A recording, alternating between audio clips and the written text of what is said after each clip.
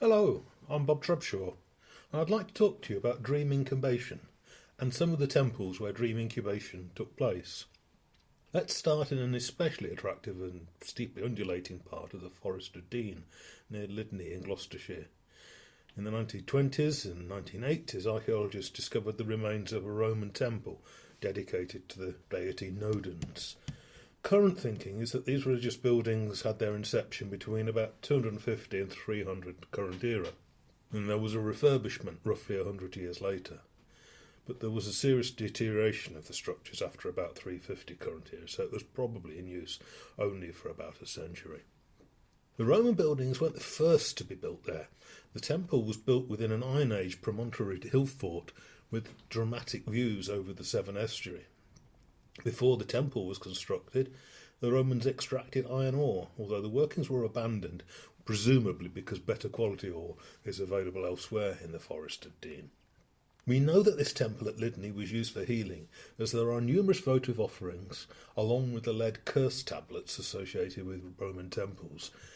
Modern sensibilities regard healing and cursing as two different activities, but both require asking deities to intercede on someone's behalf. So, in a non-Christian worldview, they're just like the two sides of the same metaphorical coin. One of the buildings at Lydney is unusual for Britain, but better known on the continent, especially around the Mediterranean. Think of it as a guest accommodation suite with lots of small rooms. These are known to have been used for healing rituals known as dream incubation. The Latin name for the buildings is incubation, the Greek is abortum. In this photograph, my friends Penny and Arthur are standing at the far corners of the incubation at Lydney, and the building starts where I'm standing. So what is dream incubation? Well, seemingly all humans dream, although not everybody remembers them, but when we do, we invariably try to make sense of the confused imagery and events of our dream time. It's as if our dreams are trying to tell us something. But what? Over the last century, Western thinking about dreams has been deeply muddied by the ideas of Sigmund Freud and Carl Jung. Freud's book, The Interpretation of Dreams, first published in German in 1900, although the first English translation took until 1913. But Freud is really a Johnny-come-lately to this subject. The oldest references to interpreting dreams come from ancient Chinese literature. Intriguingly, they refer to people specifically seeking divinatory dreams. And divinatory dreams are widespread and well known. The ancient Egyptians record them, classical Greeks, ancient Hebrews, all the way through to modern-day Muslims and Hindus, and I'll come back to this aspect later. The process of performing a ritual before sleeping, typically involving asking the deities for advice, in the expectation of the answer being revealed in a dream, is what became known as dream incubation. Often the place where the person slept was significant, such as these temples. Also common was the presence of professional dream interpreters, known as therapeutes, which evolves into the modern word therapist. Note that in the Roman era, dream incubation was less a method of healing in itself, and much more a divinatory technique used to establish the prognosis of an illness and the best ways of alleviating or curing the symptoms. The therapeutes helped interpret the patient's dream. They did not offer therapy. Although many votive offerings were recovered at Lydney, there are no depictions of deities. However, the temple seems to have been dedicated to Nodens, as is referred to on a lead curse tablet inscribed in Latin. The translation reads, "For the god Nodens, Silvianus has lost a ring and has donated 1/2 of its worth to Nodens. Among those named, Senicianus permit no good health until it is returned to the temple of Nodens." Nodens is mentioned on descriptions elsewhere in Britain and in Gaul. He seems to have been the same as the Irish deity Nuada, who was especially associated with dogs. And among the miniature votives at Lydney are depictions of dogs, including a very attractive hunting hound. In Greece there is a folk belief that the lick of a dog can heal a wound, and indeed saliva, both human and canine, has quite powerful antiseptic enzymes. Archaeological evidence of dogs is commonly found at dream incubation temples dedicated to Asclepius throughout the Mediterranean. This suggests, although does not prove, that dogs were part of one or more healing processes. There is no fundamental reason why the association between dogs and healing could not have been brought from the Mediterranean to Lydney. However, the links between New Ireland and dogs in Ireland, where Roman influence was indirect, suggest that actually this custom was indigenous. Lydney is not unique in Britain, as another Roman temple had a similar ground plan. This is at Thistleton, on the border of Leicestershire, Rutland and Lincolnshire. The temple at Thistleton is located on a rich source of iron ore, which was exploited from the Iron Age right through the Roman period and again in the 1960s. Iron Age pottery and coins indicate that the site was important before the Roman conquest, with ironworking always the predominant activity, although there is also evidence of religious activities. The first temple building was wooden and erected in the 1st century current era, then replaced by a circular stone structure. In the late 3rd century, and the same sort of time that the Lydney temple was built, this circular shrine was demolished and a large basilican temple built, extending 60 feet by nearly 45 feet. Basilican temples are rare in Western Roman provinces and almost always associated with urban settlements. This rural example is one of the few exceptions, as is the temple at Lydney. The basilican temple at Thistleton contained a votive deposit with a small inscribed silver plaque, dedicated by Mokok Soma to the god Veterus. Veterus is otherwise associated with military settlements, such as Hadrian's Wall. Outside the temple, and at right angles to it, mimicking the relationship of the buildings at Lydney, was a large hall-like structure which seems to have been an incubation. The remains of a surprising number of small dogs were discovered in the settlement at Thistleton, although there are no canine votives of gods as at Lydney. Later on I'll discuss the surprising coincidence that both Lydney and Thistleton are located on rich iron ore deposits. There may well have been other Roman dream incubation temples in the British Isles, although I'm not aware of them. The tradition may have survived, although not in purpose-built stone buildings, so any evidence wouldn't survive. But there is an indication that similar practices were taking place in Leicestershire around 1,000 years ago. The evidence is a sculpture now located inside the tower of the hilltop church at Breeden on the hill in the west of Leicestershire. Standing inside an arch, a winged and robed angel is giving a blessing. Now, everything about this sculpture says Byzantine. The arch, the way of depicting the robe, the hand gesture, they're all matched in mosaics and textiles which have survived in the eastern Mediterranean. The gesture of blessing is known as far away as Tibet, where I understand Buddhists refer to it today as Lassi Zunnu. The angel is carved at about the year 1000. It is most likely a depiction of Archangel Gabriel. Originally there would have been a similar depiction of Archangel Michael, and the two sculptures would have been installed either side of the chancel arch. Now look closely at the plants either side of Gabriel's feet. They are poppies, gone to seed. But the seed pods are still closed. This is not any common or garden poppy, those which disperse their seeds naturally, but the cultivar Papaver somniferum, known colloquially as the opium poppy.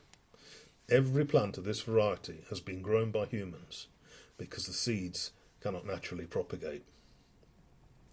The Latin botanical name means the sleep-bringing poppy, as the resin exuded from the seed heads contains the analgesic alkaloid morphine. Morphine takes its name from Morpheus, who, according to Ovid, was the god of dreams and the son of sleep. The name Morpheus has the literal meaning of the maker of shapes, presumably alluding to the powerful dreams and nightmares well known to users of morphine-based drugs. Those who remember the film The Matrix from 1999 will recall Lawrence Fishburne's character called Morpheus, whose name reflects his abilities at giving shape to what passes for reality. The Breeden archangel sits neatly in the middle of the 2 millennia spanning Ovid and The Matrix. At the very least he seems to be the angel of dreams, but surely this is also an angel of healing, offering a blessing to those accursed with chronic ailments. The now lost sculpture of Archangel Michael would have reassured those about to die that he would assist their soul to ascend to heaven, and the location at the top of Breeden Hill would have also provided a head start. Later he was demoted to St. Michael and became associated with dragon slaying, but that was still in the future at the time the Breeden archangels were carved. As everything about the appearance of this sculpture suggests close contacts with the eastern Mediterranean, then presumably the practices associated with the Greek Asclepians, the dream incubation temples, were known to the religious community at Breeden. Such a direct import of ideas seems more plausible than the survival or revival of an indigenous tradition, although that can't be completely ruled out. The earliest church at Breeden is known to have been founded about 675 as a daughter community of Peterborough. This makes it among the oldest Christian sites in Leicestershire. They are commonly referred to by historians as minsters and provided pastoral care for quite a big surrounding area. The church at Breeden is now the parish church and is all that survives of a medieval monastery, otherwise demolished in the 16th century. The Anglo-Saxon and later buildings were enclosed by the substantial remains of an Iron Age hill fort on an especially prominent hill overlooking the Trent Valley. Much of the hill has now been quarried away for dolomitic limestone, removing much of the hill fort and some parts of the medieval monastery. Undoubtedly the location for this 7th century minster was chosen because of the dramatic setting. There may have been some sort of Iron Age shrine with the enclosing ditch and bank, although if there ever was, then any evidence would almost certainly have been destroyed by either the monastic buildings or 20th century quarrying. There's no evidence of any significant Roman activity, although one bead, about 16 sherds of pottery and 2 pieces of tile do suggest a small settlement, but nothing on the scale of a temple or shrine. The general conclusion is that Breeden, unlike Lydney and Thistleton, there was little continuity of use from the late Iron Age through the Roman era.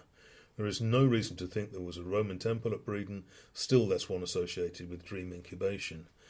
Whatever the Anglo-Saxons might have been doing there was most probably not a continuation of older practices. Nevertheless, Archangel Gabriel's poppies tell us that during the 10th and 11th centuries people were coming to Breeden to seek healing and would have been offered pain-relieving opiates. These would minimise the discomfort of chronic pain and, in the absence of anaesthetics, enable the aligning of broken bones, cutting away of infected flesh, caesareans and other surgical interventions known to have been practised at that time. Then, as now, opiates would have been indispensable for end-of-life palliative care. Those who came to Breeden around the time the angel was carved would be seeking the blessing of God, transmitted via an intercessionary archangel. Simply being able to sleep inside the church, within sight of the Holy Sacrament, and hear masses regularly performed, would have been regarded as the most powerful medicine available. Any herbal concoctions would have been regarded as secondary benefits. If the patient's illness was terminal, then they would spend their final days knowing they would die within sight of the altar and as close to God as feasible. Then St. Michael would speed them from the hilltop to heaven. Without any doubt, the therapists at Breeden would have known of the often frightening illusory world dreamt up by opiate users. But were they also therapeutes, in the sense of seeking a prognosis or healing? Probably not. Within the Christian context, divination was generally frowned upon, including oneiromancy. Any dreams would have been interpreted with a Christian exegesis, although very few homilies have survived from the time and don't give us any direct clues. The interesting dreams which were necessary for the therapeutes at Roman dream incubation temples to interpret were most likely stimulated by something a bit stronger than, say, Horlicks or even a cheese sandwich before bedtime. Medieval herbalists made a point of learning which plants were dream-inducing. Cinquefoil was renowned. Modern-day herbalists have confirmed that mugwort, chamomile, jasmine, rose, viper's bugloss, lavender, queen of the meadow, violet and loosestrife are also onorogenic. The herbalist potions prepared by the 13th century physicians of Mythvi come down to us in a late 14th century manuscript. The source is derived from widely copied Latin, Greek and possibly Arabic works.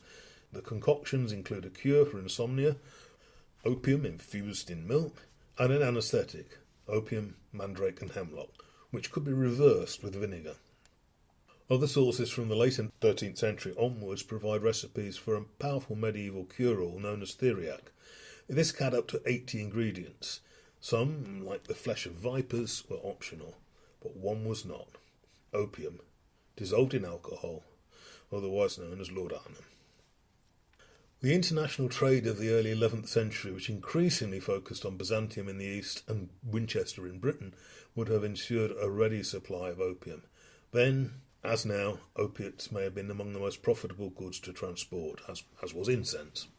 All the churches in Anglo-Saxon and later medieval times had substantial amounts of frankincense, myrrh, sandalwood imported from the same parts of the Middle East known to be where opium poppies were then cultivated.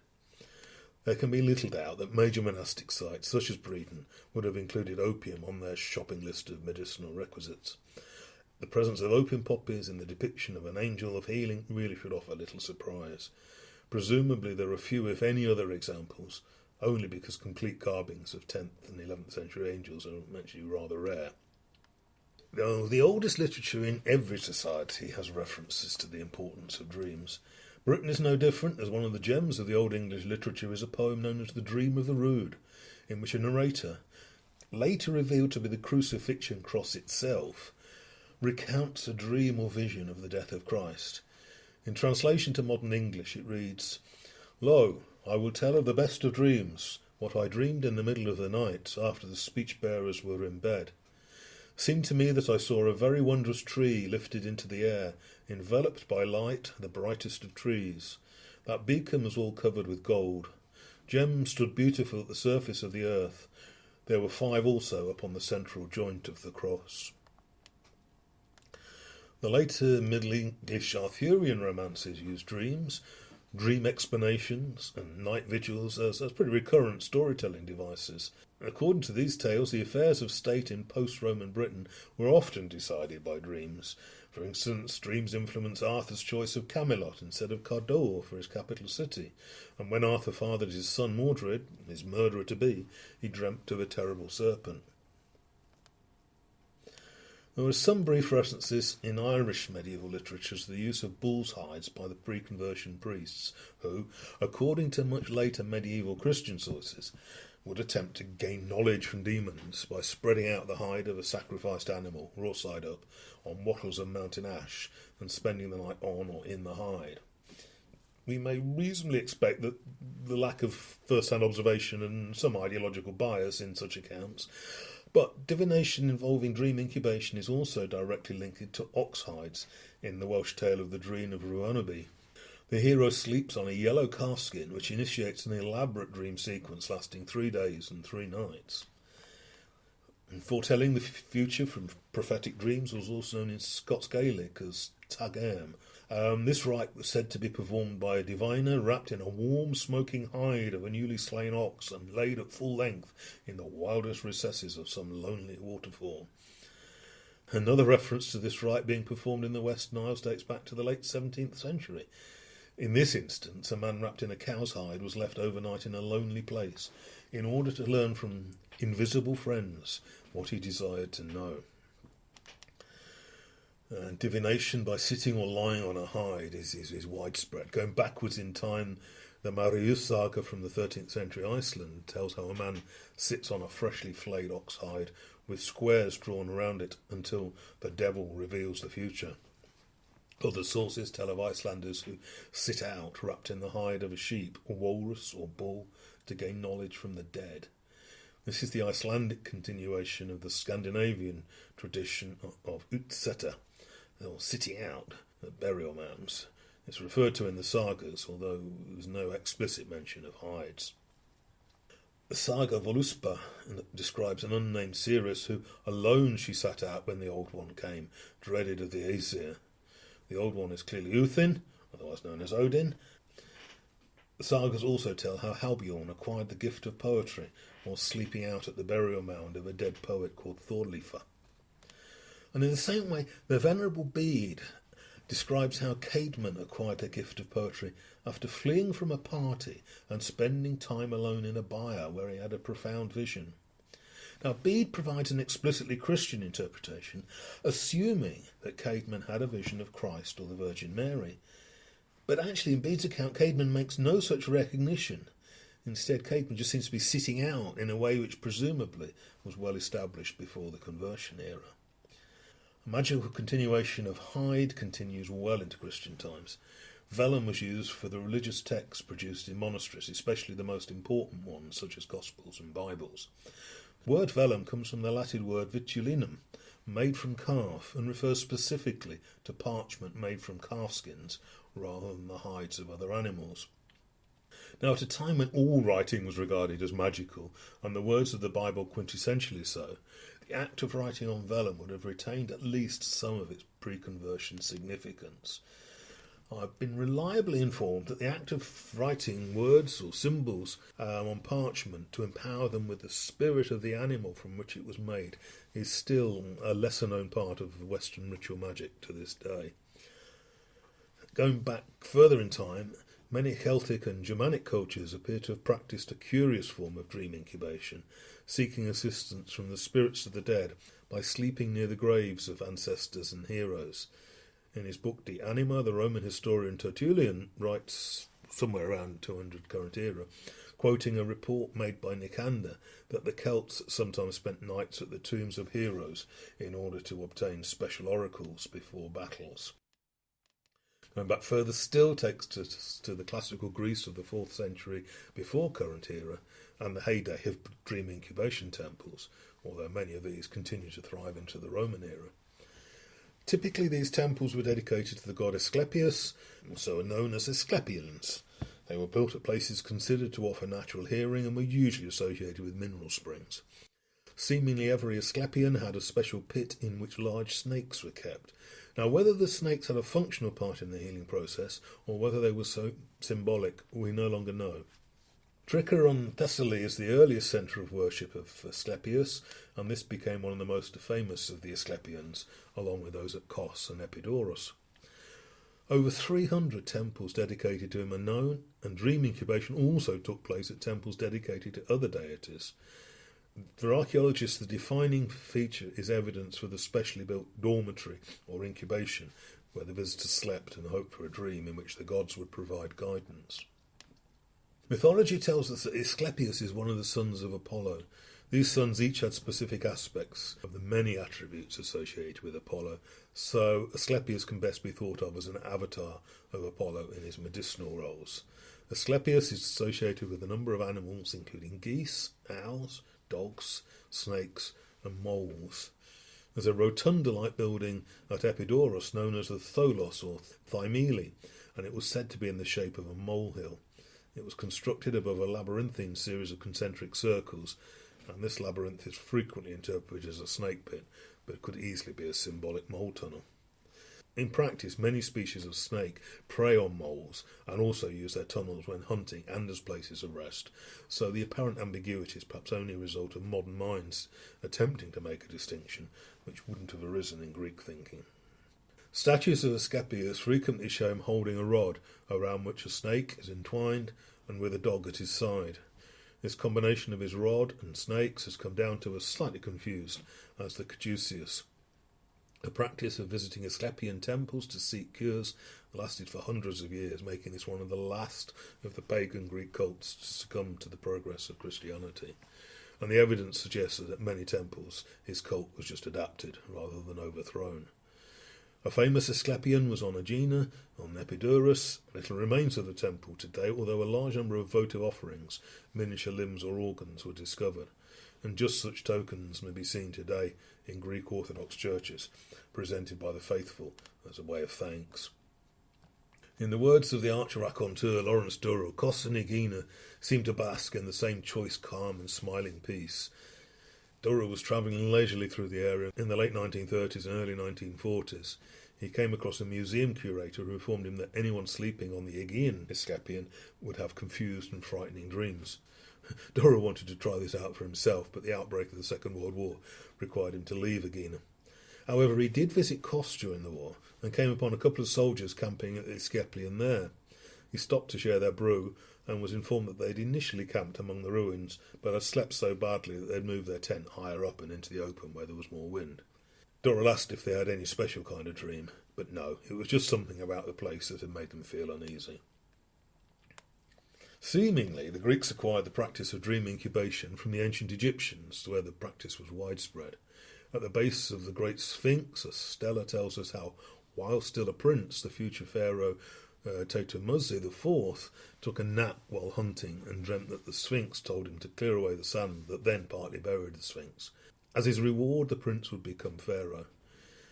Even more informative is an almost complete papyrus known as the Dream Book, which provides an insight into how ancient Egyptians interpreted dreams. This papyrus seems to have been written between about 1275 and 1250 before current era, but may be a copy of a text that originated several hundred years previous. From about the 4th century before current era onwards, any Greek visiting Egypt considered it essential to sleep in a temple to seek a dream oracle, and the most favoured location was the temple of Seti at Abydos. The Greeks also visited the temple to Hathor at Dendera, the mud brick foundations of the rooms dating to the mid-1st century before current era, where the dreamers slept, have survived. It wasn't only the Greeks who were influenced by Egyptian customs. The Old Testament also refers to dream incubation. Think of Jacob resting his head on a sacred stone at Bethel and dreaming of a vast ladder reaching up to heaven. Indeed, there's a long-standing Jewish tradition called Shi'alat Shalom, which has the literal meaning of dream question, although the prayer ritual is done while awake and asks for a dream answer.